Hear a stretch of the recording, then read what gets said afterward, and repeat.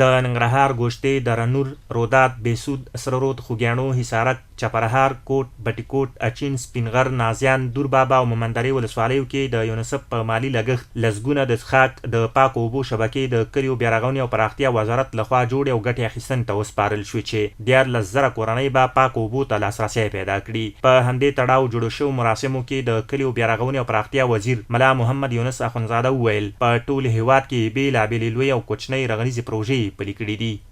په دې کې په لسهاوو شبکې جوړېږي، 14,000 کسانو ته پاکې اوبه رسېږي.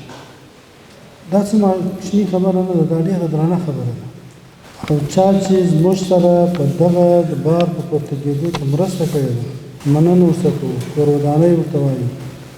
دا شبکې موږ ټول یې د یونیسف په بودیجه باندې جوړې کړې. دا نن چې په عمري کم کې دا بودیجه جوړه ده، پروژه جوړه ده، په دې کې تر 10 میلیون افغانۍ زیات مصرف شوی. د دغو پروژو ګټې اخیستنې په دې مراسمو کې د کلیو بیا رغونې او پراختیا وزارت د اوبو رسونې رئیس انجینر اسدالله عباس وایي په دې پروژو کې د تورخم کډوال عمري کم کې د څښاک پاکو اوبو شبکه د 1000 مکعبه اوبو په ظرفیت 2 ذخیرې لري چې 100,000 کسانو ته اوبه رسوي. تقریبا 28 شبکې د 148 میلیونه افغانیو په لګښت چې 14,000 کورنیو ته د څښاک پاکې اوبه برابرې کړي دي. د هغې جملې څخه نن موږ او تاسې د عمري کم چې دا 1000 متره مکعبه 2 ذخیرې لري چې هره ذخیره 1500 متره مکعبه ده، په یوه وخت باندې د 100,000 کسانو لپاره د څښاک پاکې صحي اوبه برابروي. الحمدلله نن دغه د ګټې اخیستنې ته موږ او تاسې راغلي یاستو.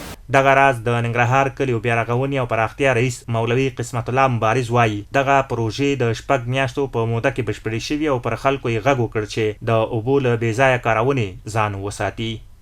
موږ امید لرو چې دا د اوږد وخت دپاره کار وکړي او په دې کې مو ستاسو نه غوښتنه ده چې هر چا ته باید تاسو هدایت وکړئ، لاسنیوی وکړئ، عامه پوهاوی ورته وکړئ چې دغه اوبه بېځایه استعمال نه کړي او د اسراف مخه ونیول شي.